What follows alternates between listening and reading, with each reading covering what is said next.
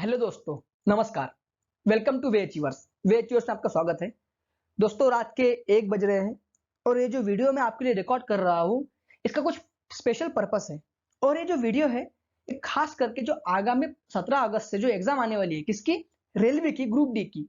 ठीक है, तो उसमें मैंने एक देखा कि उसमें 20 नंबर का जीएस पूछा गया है।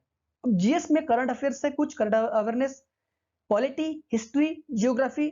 ठीक है, तो मुझे देखा और मैंने एक चीज नोटिस की है कि इंसान को हर एक नंबर इंसान का सिलेक्शन रोकता है। तो ये वीडियो जो बनाने का मेन मेरा पर्पस था कि आपके जो 20 नंबर है उसमें कम से कम 15-16 नंबर आपके कंफर्म करके जाऊं मैं। तो उसमें मैं पॉलिटी और हिस्ट्री के कोई लंबा लेक्चर नहीं लूंगा। छोटे छोटे 7-8 लेक्चर में पूरी पॉलिटी खत्म कर दूंगा, 5-6 लेक्चर में पूरी हिस्ट्री खत्म कर दूंगा। मतलब 10-12 लेक्चर के अंदर आपकी पूरी Indian history and Indian polity दोनों खत्म कर दूंगा। अगर मेरे पास टाइम मिला तो करंट अफेयर की स्पीडी बुक है करंट अफेयर की, वो पूरी कवर कर दूंगा। और मैं टाइम ज्यादा न लेते हुए, वीडियो को ज्यादा लंबा न करते हुए टॉपिक पर आता हूं। और आज का टॉपिक जो है भारतीय राज्य व्यवस्था, इंडियन पॉलिटी के तहत भारतीय अनुसूचियां। और भारतीय अनुसूचिया में हम क्या देखेंगे? सबसे पहले उसका परिचय देखेंगे, उसके बाद देखेंगे कि संविधान में कुल कितनी अनुसूचियां हैं, और उसके बाद कुछ उसके तथ्य देखेंगे। ठीक है, तो आइए वीडियो को स्टार्ट करते हैं। ठीक है, और आगे बढ़ते हैं। तो परिचय के तहत जो पहला हमारा जो परिचय है कि जो अनुसूची है क्या, ये प्रश्न आज भी उठा हुआ है कि अनुसूची होती क्या है। तो अनुसूची मतलब एक डॉक्यूमेंट समझो। मतलब एक संविधान किया जो अनुसूची है वह मूल संविधान में लिखी गई नहीं है। एक डॉक्यूमेंट से कागज है जो ऊपर से जोड़ा गया है। अब जब कागज ऊपर से जोड़ा है तो इसका अर्थ यह हुआ, थोड़ा सोचो, कि जब कोई कागज ऊपर से जोड़ा है मतलब वो बुक पहले से बनी हुई है। इसका अर्थ यह हुआ कि जो अनुसूचियां है यह संविधान निर्माता ने एक परिशिष्ट के रूप में जोड़ी गई है, एक डॉक्यूमेंट्स के तौर पर जोड़ी गई है। अब क्यों जोड़ी गई है? कि जो हमारी ब्यूरोक्रेसी है, हमारी नौकरशाही है, उनकी नीतियां, उनकी कार्यविधियां, इनको एक शेड्यूल्ड में, एक सारणीबद्ध, एक टेबल के फॉर्म बताया कि इसका ये कार्य, इसका ये कार्य, इसका ये कार्य, इस प्रकार।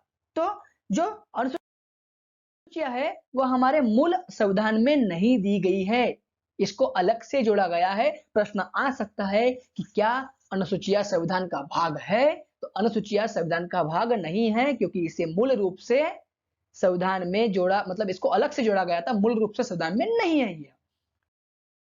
ठीक है, आपको सबको पता है कि जो हमारा संविधान है, यह संविधान लागू हुआ था 1949 में। 26 नवंबर 1949 में हमारा संविधान लागू हुआ था। तो हमारी जब संविधान लागू हुआ था हमारा संविधान, तब हमारी जो अनुसूचियां थी केवल 8 थी। कितनी थी? 8। ये क्वेश्चन ध्यान रखना, नोट कर लेना कि मूल रूप से संविधान में 8 अनुसूचियां थी। कितनी थी? 8। अभी कितनी है? अभी 12 है। तो ये 12 कैसे हुई? इसको संविधान में संशोधन करके जोड़ा गया है। मूल रूप से 8 थी। पहला संविधान संशोधन किया 1951 में, 9वीं जोड़ी। 1985 में 52वां संविधान संशोधन किया, 10वीं जोड़ी। ठीक है, 1992 में 73 और 74वां, 73 एंड 74 कॉन्स्टिट्यूशन अमेंडमेंट किया गया, और 11वीं और 12वीं अनुसूची जोड़ी गई। इसको हम महत्वपूर्ण तथ्य में अच्छे से देखेंगे। पहले फिलहाल आगे बढ़ते हैं। ठीक है, तो सेकंड पॉइंट हमारा संविधान में वर्णित अनुसूचियां। अब अनुसूचियां कितने प्रकार की है, क्या है, इसको देखते हैं।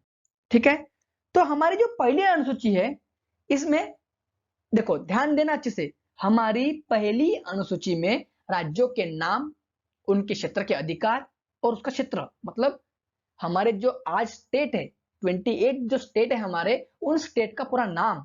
ठीक है, उस स्टेट का क्षेत्र, कहां तक कौन सा राज्य है, ठीक है, उन राज्यों का नाम, ये सब किस अनुसूची में बताया गया है? पहली अनुसूची में। ठीक है, तो आर्टिकल 1।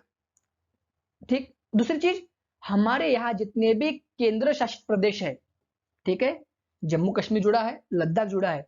ठीक है, हमारे यहाँ जितने भी केंद्र शासित प्रदेश है, उनके नाम, उनका क्षेत्र और कहां तक फैले हैं, उसका भी उल्लेख प्रथम अनुसूची में मिलता है। तो अब इससे रिलेटेड 2 आर्टिकल है, आर्टिकल 1 और आर्टिकल 4। ठीक है, बस इतना ध्यान रखना, आर्टिकल 1 और आर्टिकल 4, इन आर्टिकलों को डीपली मैं जब आर्टिकल का वीडियो लाऊंगा तब समझा दूंगा। ठीक है, अगर ध्यान रखना हो तो आर्टिकल 1 राज्य व संघ क्षेत्र के नाम के लिए जाना जाता है। ठीक है, तो पहली अनुसूची क्या करता है कि राज्य, के नाम, केंद्र शासित प्रदेश के नाम, उनका क्षेत्र का विस्तार। हो गया ध्यान। दूसरी अनुसूची है, दूसरी अनुसूची क्या करती है कि यह जो अब नीचे जो नाम बताऊंगा किन किन के लिए, उनके भत्ते, उनके विशेष अधिकार, उनको मिलने वाली सुख सुविधाएं, ठीक है, इनके बारे में। लेकिन किन को मिलेंगी भाई, ये मिलेंगी किनको, क्या भत्ते, विशेष अधिकार, इनकी परिलब्धियां या सुविधाएं किन को मिलेंगी, भारत के राष्ट्रपति को। क्वेश्चन पूछ सकता है कि भत्ता और विशेषाधिकार या परिलब्धियों का वर्णन किस अनुसूची में मिलता है, तो अनुसूची 2 में मिलता है। किस में मिलता है, अनुसूची 2 में। अब क्वेश्चन और करेगा क्या कि निम्न में से किसे अनुसूची 2 के तहत विशेषाधिकार प्राप्त है या नहीं है, तो ये नाम में ध्यान रखना। पहला है भारत के राष्ट्रपति, भारत के राज्य के राज्यपाल, लोकसभा के अध्यक्ष और उपाध्यक्ष दोनों, राज्यसभा के सभापति और उपसभापति। थोड़ा सा यहां पर आप थोड़ा देख लेना, इसको थोड़ा सा मिस्टेक हो गई है, उपसभापति हो गया है, लेकिन यह उपसभापति है, ठीक है। फिर राज्य की विधानसभा के अध्यक्ष और उपाध्यक्ष, राज्य विधानसभा के सभापति, उपसभापति। कई किस किस राज्य में विधानसभा, सॉरी एक यहां और चूक हुई है थोड़ा सा यार, राज्य की विधान परिषद चाहिए था, सभा नहीं, यहाँ विधान परिषद आएगा। कहाँ आएगा, एक सेकंड रुक लो, यहां पर आएगा विधान परिषद। ये जो है ना, ये थोड़ा गलत हो चुका है, यहां पे आप परिषद कर लेना, ठीक है। सुप्रीम कोर्ट के जज, हाई कोर्ट के जज और कैग, इनके विशेषाधिकार, इनकी परिलब्धियां, इनके भत्ते, इन सभी का वर्णन दिया गया है अनुसूची नंबर 2 में, ठीक है। अब आते हैं तीसरी अनुसूची, ध्यान देना, सुनना अच्छे से।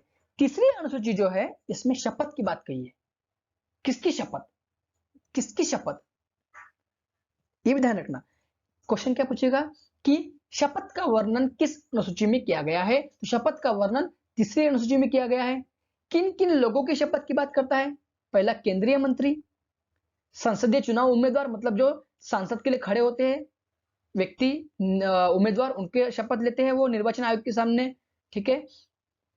संसद के सदस्य, सुप्रीम कोर्ट के जज, कैग, ठीक, राज्य के मंत्री, राज्य विधानमंडल चुनाव सदस्य के उम्मीदवार, राज्य विधानमंडल के सदस्य, हाई कोर्ट के जज, ठीक। ये हुई तीसरी अनुसूची में किसकी बात कही है, शपथ की बात कही है। जो चौथी अनुसूची है हमारी, ठीक है, तो चौथी अनुसूची में क्या कहा गया है कि हमारे यहाँ जो राज्य है और केंद्र शासित प्रदेश है, इसमें राज्यसभा के सीटों का बंटवारा कितना कितना करना है, किस किस राज्यों में।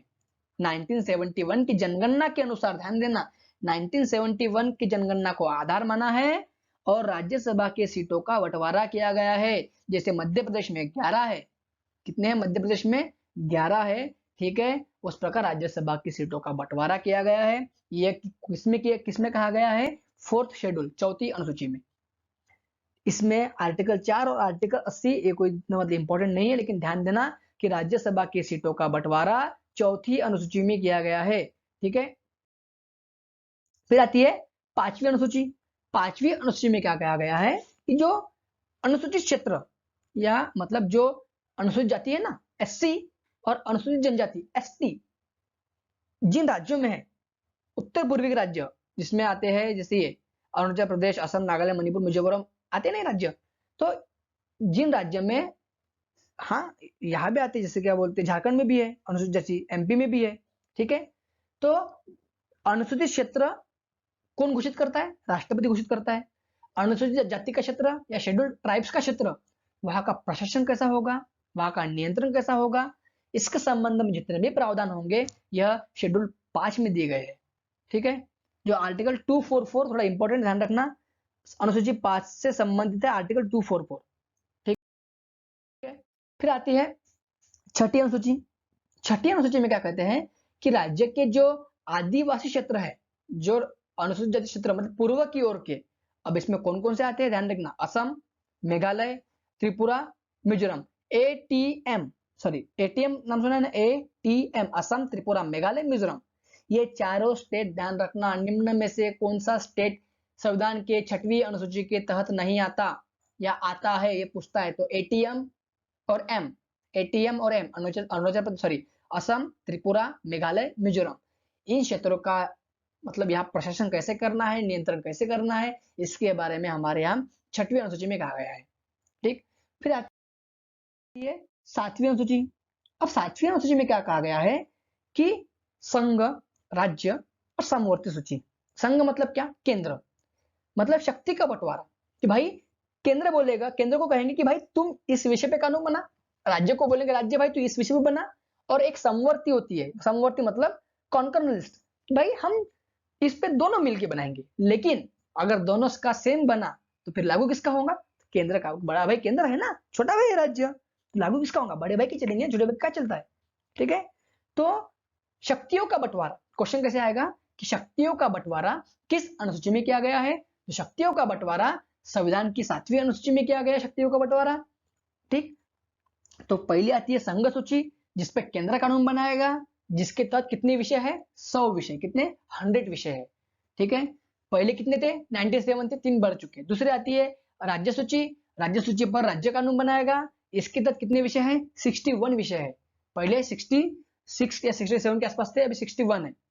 ठीक है, और तीसरी आती है समवर्त सूची, और समवर्त सूची के तहत कानून बनाएंगे केंद्र और राज्य। ठीक है, और इसके तहत विषय आते हैं 52। ठीक, तो शक्तियों का बंटवारा, ठीक है, यह संघ सूची, राज्य सूची, समवर्त सूची का उल्लेख संविधान की 7वीं अनुसूची में किया गया है। फिर आती है 8वीं अनुसूची। 8वीं अनुसूची संविधान की किससे संबंधित है, भाषा से संबंधित है। कितनी भाषा, भारत में कुल 22 भाषा है संविधान में वर्णित, कितनी है, वैसे तो हजारों भाषा बोलती होंगे, हर एक क्षेत्र पे, हर एक 10-15 किलोमीटर पे भारत पे भाषा, वहां का गणवेश, वहां का परिवेश सब बदलता है, इसलिए भारत को विविधता में एकता का देश कहते हैं। ठीक है, तो भारत के संविधान की 8वीं अनुसूची में भाषाओं का उल्लेख किया गया है। क्वेश्चन पूछता है कि संविधान में कुल कितनी भाषाएं वर्णित है, 22, लेकिन मूल संविधान में कितनी थी जब संविधान लागू हुआ था, 14 थी। कितनी थी, 14 14 थी। अभी कितनी है, 22। अब 22 कौन कौन सी है, पहला है असमिया, ध्यान देना, एक एक याद रखना, इसको पूछते हैं। दूसरी है बंगाली, तीसरी है बोडो, चौथी है डोंगरी, पांचवी है सिंधी,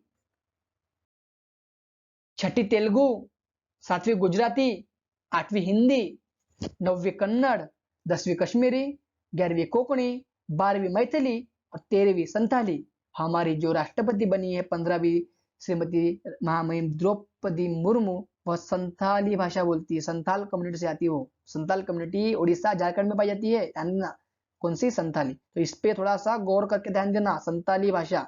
ठीक है, फिर आती है मलयालम, मणिपुर, मराठी, नेपाली, ये ओरिया नहीं है, उड़िया है, ठीक है ना, उड़िया, ओडिया, इसको हिंदी में ओरिया, मिस्टेक हो जाता है थोड़ा सा, ठीक है, क्योंकि मुझे हिंदी टाइपिंग करना उतना आता नहीं है, इसलिए थोड़ा सा, लेकिन आपके लिए कोशिश कर रहा हूँ। ठीक है, यहाँ ओडिया है, ओरिया नहीं है, ओडिया है।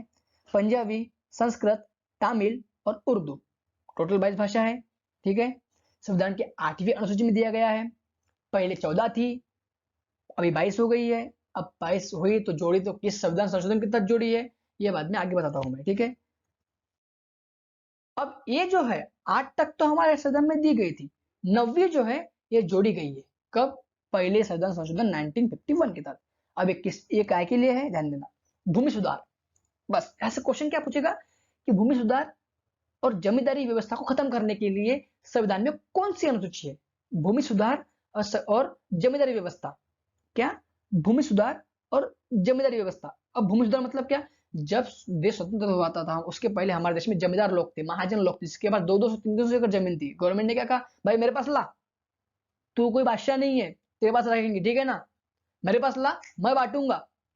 ठीक है, इसलिए लैंड रिफॉर्म किए गए थे, भूमि सुधार। ठीक है, तो भूमि सुधार और जमींदारी व्यवस्था संविधान की 9वीं अनुसूची में दिए गए हैं।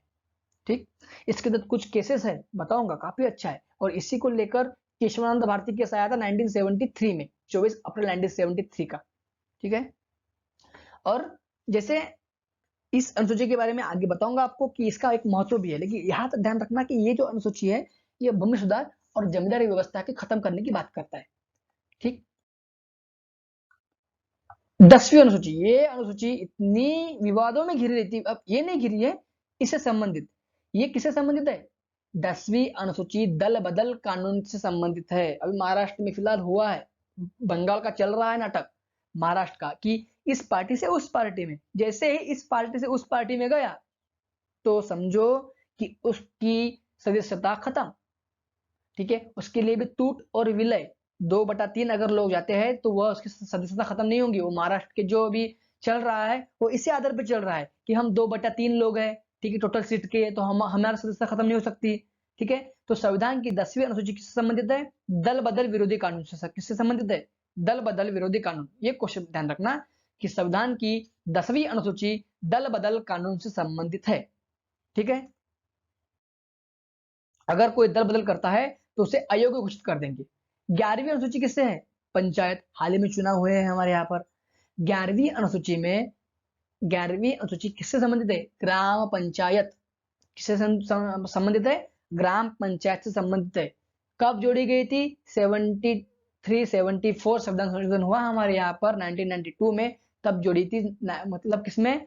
73वां संविधान संशोधन 1990 कितना हुआ था? 4 में हुआ था कि 2 में? 1992 में 73वां संविधान संशोधन 1992 में हुआ था, जिसके तहत 11वीं अनुसूची जोड़ी गई थी। और उसमें कहा गया है कि पंचायत 29 विषय 29 सब्जेक्ट पर कानून बनाएंगे, जिसमें जल, स्वच्छता, नालियों की सफाई, टैक्स लगाना, सब विषय आते हैं। ठीक है, तो 29 विषय पे कानून बनाएगी। ठीक है, यह 11वीं अनुसूची में कहा गया है।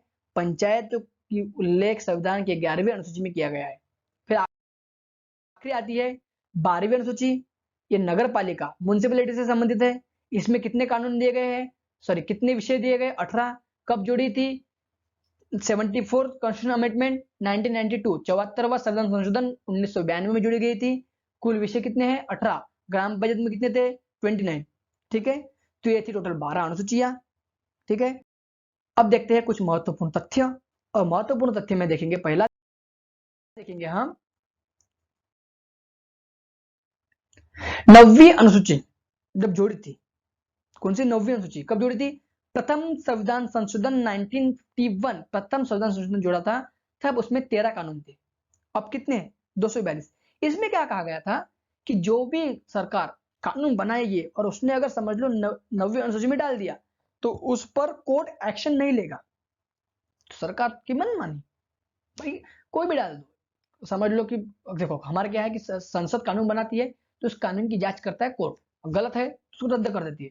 और उसको भूमि सुधार करना था, तो पता था कि जब मौलिक अधिकार है, संपत्ति का अधिकार मौलिक अधिकार है, इसके लिए कोर्ट में जाएंगे, तो क्या किया? डायरेक्ट 9वीं अनुसूची बोल दी और लिख दिया कि इसके तहत जो भी कानून बनेगा उसके बिना पर आप कोर्ट में नहीं जा सकते। तो देखो पहले 13 थे, अब कितने हुए? 242, 282। ठीक है, दूसरी चीज, पहले संविधान संशोधन की तहत जोड़ी गई थी। अब इसमें क्या किया गया? हाँ, उसमें क्या किया गया था कि जो भाव, हाँ, मतलब इसमें क्या किया कि एक केस आया था, मिनरवा मिल्स मामला और केशवानंद भारती मामला। उसमें कहा गया 2007 में एक केस आया था उसके बाद भी, और 2007 में कहा गया कि भाई आप 9वीं अनुसूची में कोई भी कानून डालो, ठीक है, अब कोर्ट में वह आप उसके खिलाफ न्यायिक समीक्षा कर सकते हो। लेकिन कब से? 24 अप्रैल 1973 के बाद जितने भी कानून आपने 9वीं अनुसूची में डाले होंगे ना, हम सबकी न्यायिक समीक्षा करेंगे। कब से? ध्यान रखना, 24 अप्रैल 1973 की डेट से जितने भी कानून आपने प्रथम अनुसूची में, 9वीं अनुसूची में डाले होंगे, हम सबकी न्यायिक समीक्षा करेंगे। ये जजमेंट डे 2007 में दिया था। कब दिया? 2007 में। ठीक, दूसरा आता है 52वां संविधान संशोधन। ये कब हुआ? 1985 में हुआ। ठीक है, और ये किस लिए हुआ था? दल बदल, कि जिस व्यक्ति ने भी एक दल अगर बदला होगा, इस दल से उस दल में किया हो जा गया होगा, तो उसकी सदस्यता खत्म बिल्कुल।